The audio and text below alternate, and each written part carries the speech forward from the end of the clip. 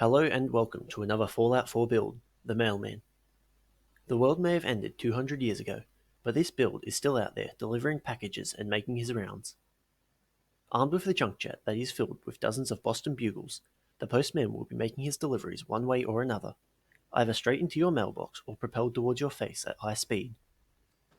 The mailman doesn't have time for raiders, super mutants, and other wasteland beasts, and will violently and efficiently put all of these down should they get in his way or try to stop him from making his deliveries.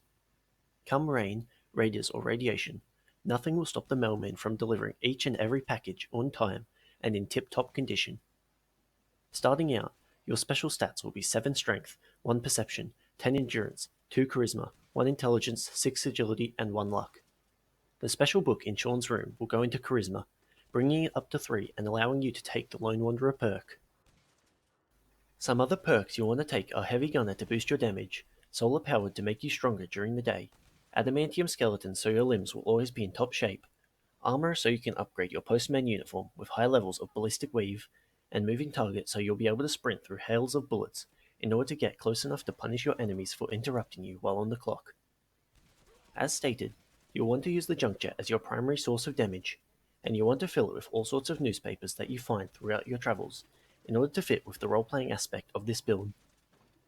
You should be able to find plenty of these in mailboxes and lying around.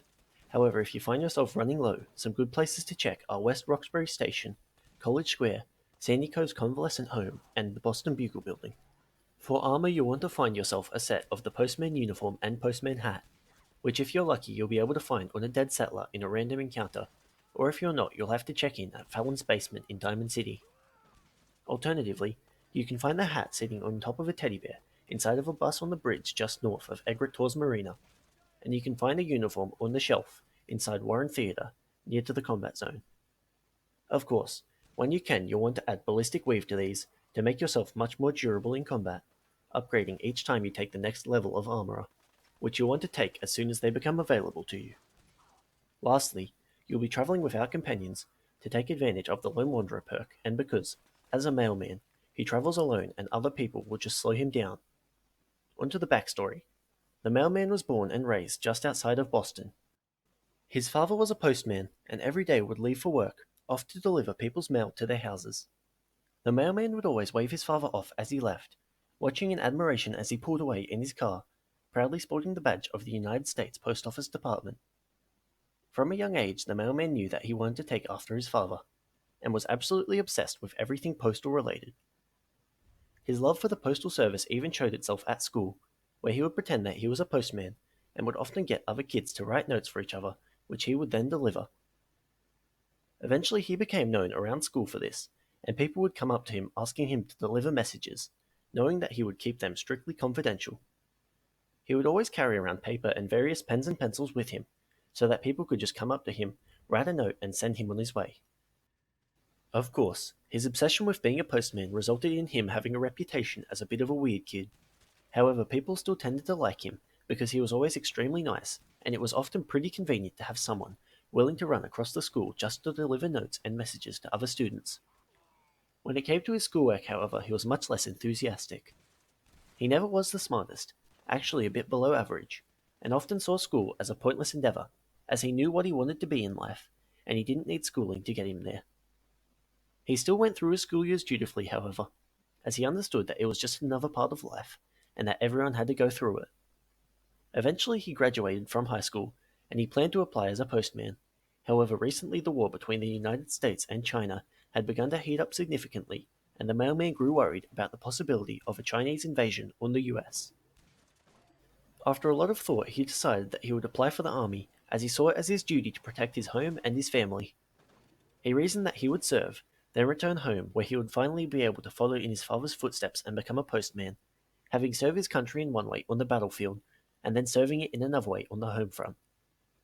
He applied and completed his basic training, being shipped out to the front lines of the war against the Chinese.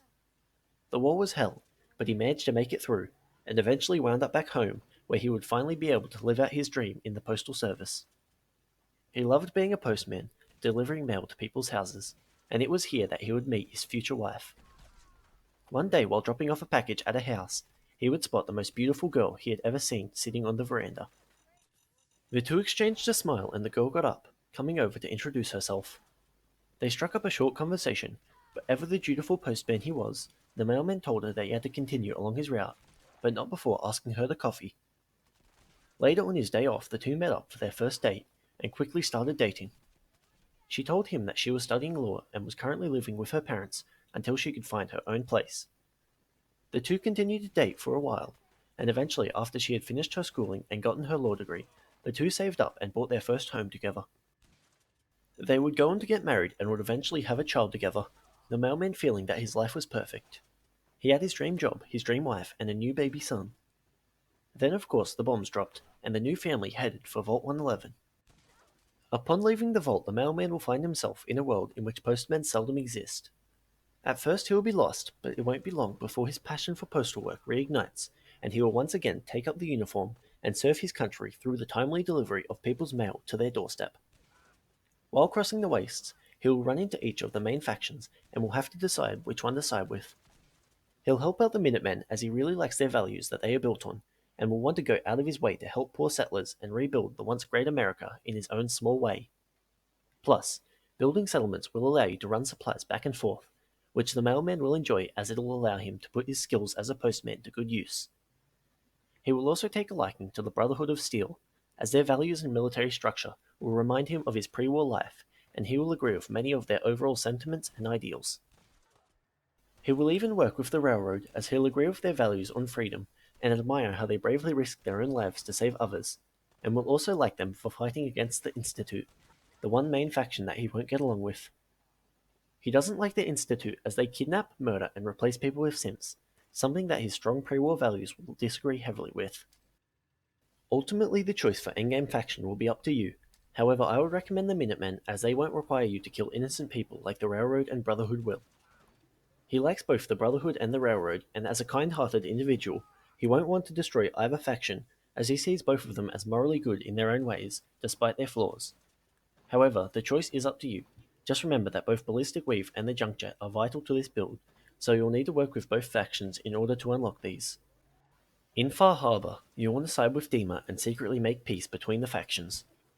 While he ultimately won't enjoy what he has to do, he will realistically accept that it's the only way to avoid bloodshed, and will decide that it's better to go along with it in order to maintain peace on the island. When you make your way to Nuka World, you'll want to take it upon yourself to personally get rid of each of the raider factions at the park and free their slaves, as the mailman hates raiders for preying upon innocents, and because raiders tend to make his job a whole lot harder. And with that, we come to the end of the mailman build for Fallout 4. If you enjoyed this video, consider leaving a like and a comment, or subscribe if you would like to see more Fallout 4 builds in the future.